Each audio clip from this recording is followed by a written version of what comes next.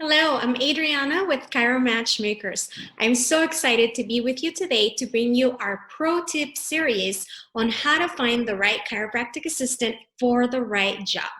On my last pro tip video, I talked about how to know when you're ready to hire your next CA. Ask yourself the following questions to find out if you need to hire now. Is your team overwhelmed now? Is your team underproducing? Are you running behind schedule? Are tasks being left undone? Are you overexposed? Do you have a staph infection? If you have answered yes to any of those questions, then you do need to hire a CA right away. I will be hosting a webinar at the end of the month to help you discover how to find the right chiropractic assistant for the right job. You can click on the link below to register for my webinar.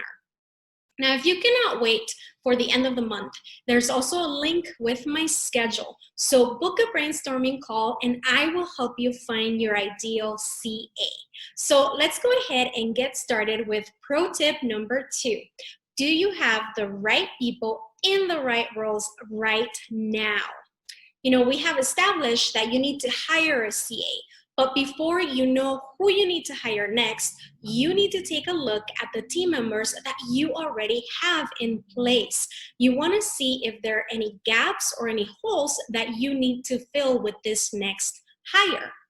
We want to make sure every one of our team members is in the right position right now. So I'm going to teach you the 4 rights. You need the right person in the right role, doing the right work, doing the work the right way. So what does all this mean? So the right person is going to be a CA that shares your core values and your vision story. They're going to be excited about chiropractic. They're going to believe in the mission, the vision that you guys have to reach out to your patients and to change their lives and have an impact in their lives. Now, you need to have them in the right role. So that is about what skills, what talents, and what experience that person brings to the table. And that's where that objective measurement with the assessments comes in place. Now, we also want to make sure that they are doing the right work, right? We may have a list of 100 different things that we have to accomplish that day, but we want to make sure that we are focusing on our goals, our benchmarks, and winning, right? So you want to make sure that out of all the things that they're doing, they're focusing on their goals. Now, the 4th right is doing it the right way.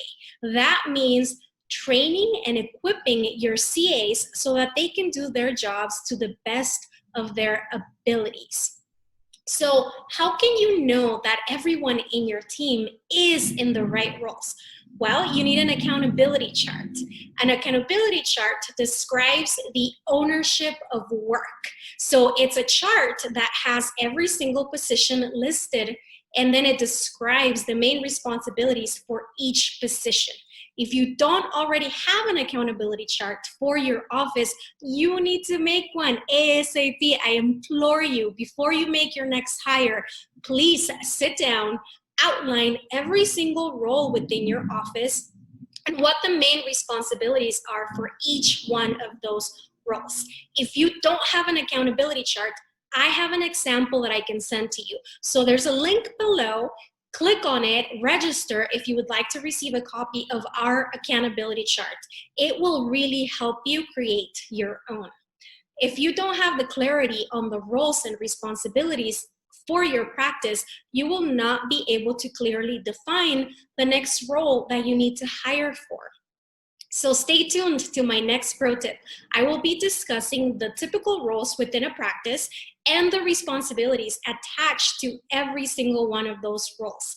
Now, if you can't wait for my next video, use my link below to schedule a brainstorming call. I would love to get on a call with you and help you.